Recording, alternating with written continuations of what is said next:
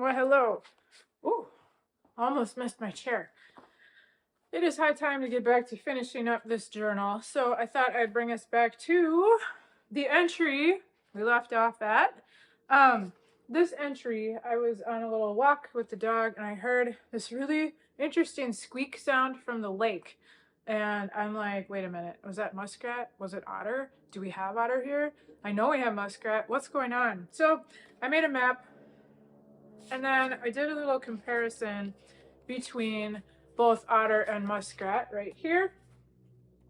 And I learned that the vocalizations I was hearing were definitely from otter, which was super cool.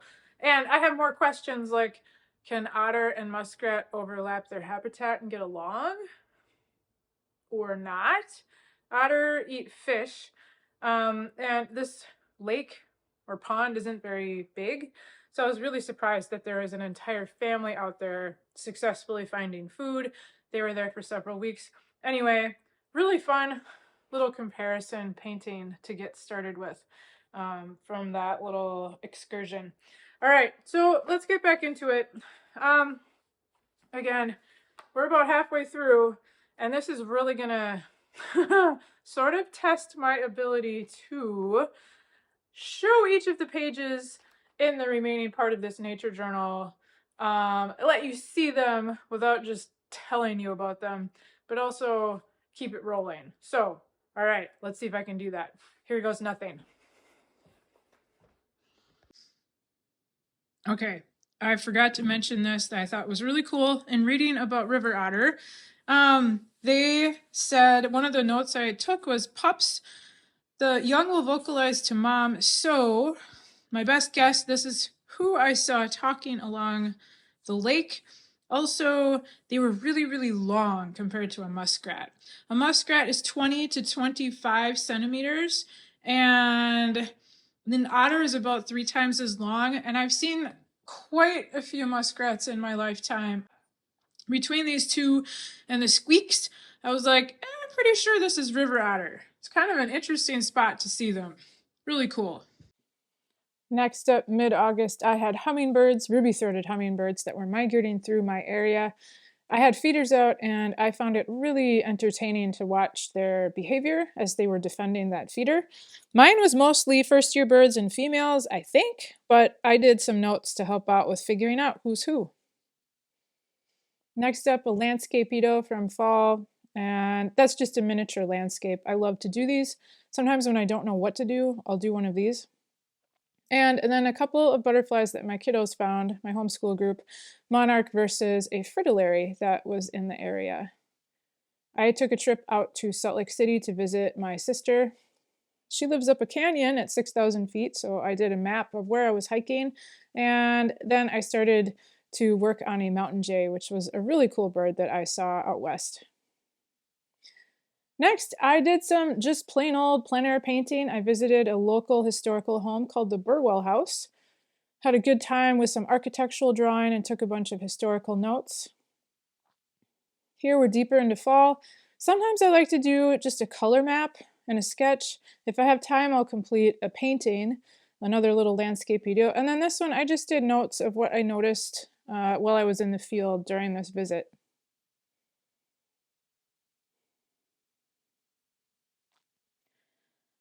Into migration time, I was recording white-throated sparrow, and the lower one is a ruby-crowned kinglet. And I did some sketches with their feeding behaviors. The sparrows are interesting as they scrape on the forest floor or on the ground looking for seeds, and the kinglets like to hang out in dense cover a little bit higher up in the branches. By this point in the year, most of our leaves were down already, which was kind of unusual. Normally we have leaves that hang on a bit later in fall. Another fall leaf-focused page. This one is pretty straightforward, just mapping out different tree species. I did have a note in here. Now that this was cool, I heard a cicada, and that was the latest in the season I've ever heard a cicada calling in this part of Minnesota. So I, again, have my metadata with my date and just some fun notes to check out. This was another drought summer for us. So I visited a local creek, which was completely dry, and had some interesting visitors. Little landscape-edo, lots of garter snakes out sunning, so The left I did in the field, and the sketch on the right, I came back to the studio and found a good photo to work from for a garter snake. And a field trip. When I was at work, we took a field trip up to an area where sandhill cranes like to group up during migration. Spent the better part of a day exploring that area, and it was really cool to get some sketches in of cranes in big groups and how they were interacting between the established pairs and the youngsters.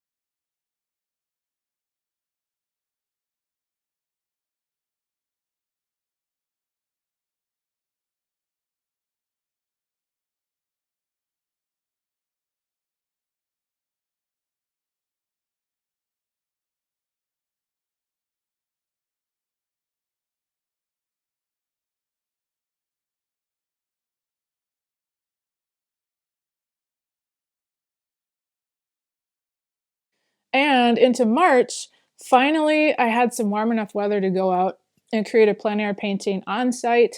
And it was just glorious to have that sunshine in my eyes and actually be outside enjoying the weather. Lots of snow still on the ground, but we're right on the cusp of things starting to act more like spring. Again, this was a really long, difficult, snowy winter. I have some first of the years recorded, Ruby Crown Kinglet. This one I actually did a little YouTube sketch, and you can follow along with the bird sketch in more detail. I also had some first of the year frogs that were out that made it into my nature journal on a mid-April visit out to an SNA, a scientific natural area that's nearby. Back to that same SNA a little bit later on in the month, we had some really crazy warm weather, 80 degrees, which is nuts after the winter that we had. So this was a plein air sketch, a little study, and then I recorded some of the different species I was hearing or seeing, and kept that in my notes. And here we are, middle of April, but back to winter. We had a snowstorm that moved in, and I was looking at some of the rabbit browse areas. We had trumpeter swans back in the area selecting territories to nest. Some interesting behaviors of them while they were feeding. Looked kind of like the swan was doing the running man, digging up stuff from the bottom. So I did some notes about that. Again, always recording other stuff that I notice out in the field. This section, there's a prairie burn and a song sparrow and a big list of plants and birds that I noticed. I was very excited about one of the first painted turtles. I have an illustration of some of the waterfowl out visiting one of our lakes. Just the behaviors, what they were up to. And I saw an eastern towhee. I know this is a common bird for a lot of people, but that was a life list bird for me that spring. Here we have an oriole. that I spotted, and I was kind of paying attention to the trees they like to use and where they sing. They like cottonwoods, and one of my favorite birds, common yellowthroat, they had arrived back in my neighborhood and were surrounding one of the lakes I walk around with my dog. So I mapped out where I saw them and what they were up to. Little close up, and now the last page. I always feel a little weird about the last page, so I wrote a little journal entry, and then I have one of my favorite amphibians, the American toad. They had just begun singing. It was a little bit early for our area. So here we are, the end of the sketchbook. There you have it. I'm sorry this took so incredibly long to get out, but thank you for bearing with me and watching. I hope you enjoyed seeing this sketchbook tour. I really enjoy having these sketchbooks on my shelf in my studio or my bookshelf. I'm able to pull these out and I look at them frequently. It's interesting how much these entries compare with what happens the next year. I always have a reference and I really appreciate that, and I love how personal it is. This is all stuff that I noticed and enjoyed. I've recorded, and I hope this inspires you to get out and start with your own nature journal. Feel free to drop questions or comments. I'd love to hear from you, and take care until I see you in the next video. Bye.